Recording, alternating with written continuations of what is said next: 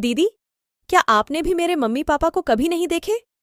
आप मुझे ये तो बता सकती हैं ना कि मैं कहाँ आपको मिली थी? ये कहानी है किशनगंज की, जहाँ एक बहुत बड़ा अनाथालय था। उसी अनाथालय में एक बहुत ही सुंदर और सुशील लड़की रहती थी, जिसका नाम था उर्मिला। उस बेचारी बच्ची का नसीब बहुत ही खराब था, क्योंकि उसका बचपन से ही उसकी एक पैर खराब हो गया था। उसे पोलियो का शिकायत हो गया था, इसलिए वो व्हीलचेयर या किसी लकड़ी के सहारे ही चल पाती थीं। उस बेचारी को पता ही नहीं था कि उसके माँ बाप कौन हैं और कहाँ हैं, क्योंकि वो बचपन से ही अनाथालय में रहती थी और अनाथालय के उन सभी बच्चों के साथ अपना बचपना गुजार दिया था। वो कभी कभी अपने माँ बाप के बारे में सोचकर बहुत रोती थी, और कभी कभी वो अपनी शीला दीदी से, जो उस अनाथालय की मालिक थी, उनसे भी अपने माँ बाप के बारे में पूछा करती थी। शीला दीदी, क्या आपने भी मेरे मम्मी पापा को कभी नहीं देखे? आप मुझे ये तो बता सकती हैं ना कि मैं कहाँ आपको मिली थी? उर्मिला ने शीला से कहा कि बेटा उर्मिला, तुम इतनी परेशान क्यों हो रही है? मैं तुझे तेरी सच्चाई नहीं बता सकती। तू अभी बहुत छोटी है, जब तू बड़ी हो जाएगी मैं तुझे सब कुछ बता दूंगी। शीला दीदी ने कहा, दीदी, अब मैं छोटी नहीं हूं। मुझे पता है आप मुझे इसलिए नहीं बता रही क्योंकि सच सुनकर मैं रोने लगूंगी और दुखी होकर किसी से बात नहीं करूंगी। ऐसा बिल्कुल भी नहीं है दीदी। अब मैं बड़ी हो गई हूं और अब मैं सच्चाई का सामना कर सकती हूं। और मैं जानती हूं बहन, अब मैं उतनी छोटी नहीं हूं जितनी पहले हुआ करती थी। आप मुझे इसलिए नहीं बता रही हैं क्योंकि सच्चाई जानने के बाद मैं इतना दुखी हो जाऊंगी कि रोना शुरू कर दूंगी और लोगों से बात करना बंद कर दूंगी। ऐसा बिल्कुल भी नहीं है। अब मैं वयस्क हो गई हूं बहन, मैं सच्चाई से निपट सकती हूं।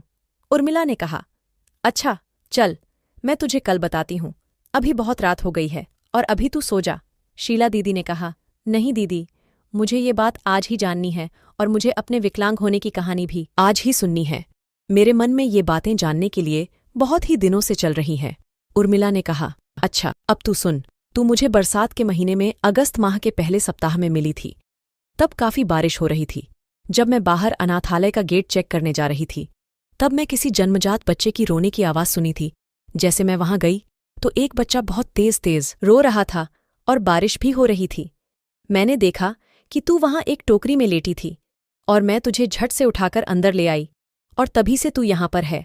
और रही बात तेरे विकलांग होने की, तो हमने तुझे बहुत पोलियो पिलाई। मैंने कई डॉक्टर से तेरे इलाज की बात भी करी, पर डॉक्टर ने कहा कि तुझे ये बीमारी है, ये पैर नॉर्मल इंसानों जैसे नहीं हो सकती। और मेरे पास तुझे दवा कराने के लिए इतने पैसे नहीं थे कि मैं तुझे बड़े डॉक्टर को दिखाऊं, और तभी से तुम ऐसी ही हैं। शीला दीदी, अगर आप ना होती तो मेरा क्या होता? मैं तो आपको ही अपना भगवान मानती हूँ। आपकी वजह से आज मेरे पास रहने की जगह है, साथ ही इतना अच्छा और बड़ा परिवार है। नहीं बेटा, तू तो भगवान का दिया हुआ एक बहुत सुंदर बच्ची है। जितना तेरे में टैलेंट है उतना किसी और बच्चे में नहीं है। मैंने देखा है तुझे दीवारों पर ड्राइंग बनाते हुए। भगवान करे तुम बहुत आगे जाए। नहीं दीदी, मुझे तो आपके पास ही रहना है, मुझे आगे कहीं नहीं जाना। लव यू दीदी। लव यू टू बेटा, पर ऐसा मत बोलो। उर्मिला बहुत ही अच्छी ड्राइंग बनाती थी। वो अनाथालय की दीवारों पर ड्राइंग बनाती रहती थी। शीला को भी पता था कि वो कितनी टैलेंटेड बच्ची है, पर बेचारी वो मजबूर थी। अनाथालय में काफी पेरेंट्स बच्चों को लेने आते थे, पर जब भी शीला उर्मिला को दिखाती थी उसे कोई नहीं लेकर जाता था।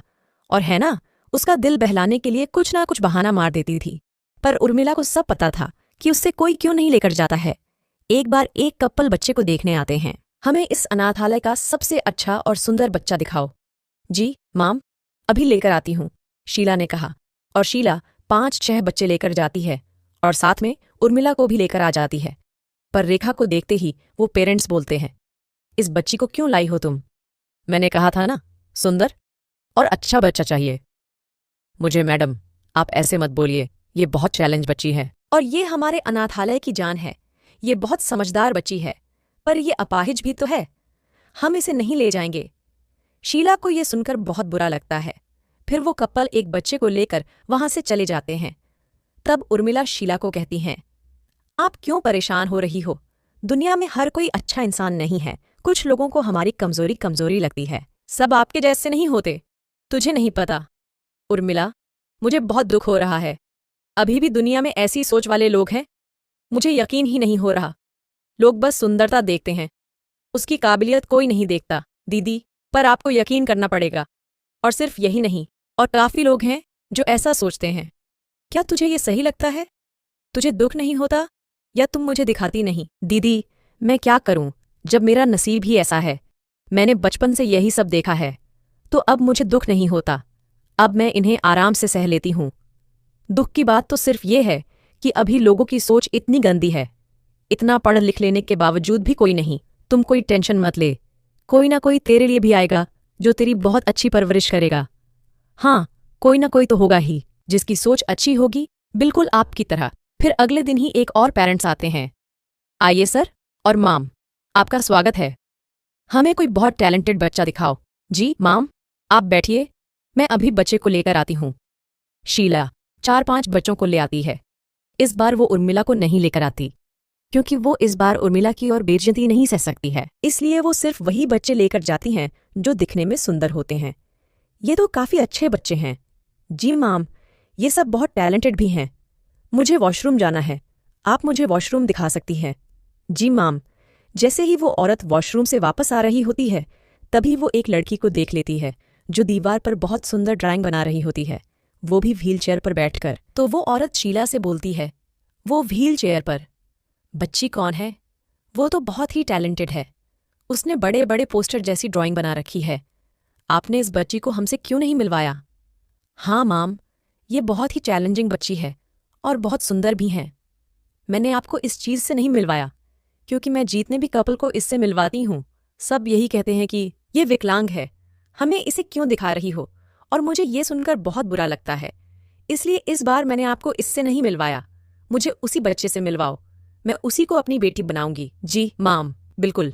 शीला तुरंत उर्मिला के पास जाकर कहती है, उर्मिला, तुमसे भी खुद से कोई मिलने आया है। फिर उर्मिला उस औरत के पास जाती है।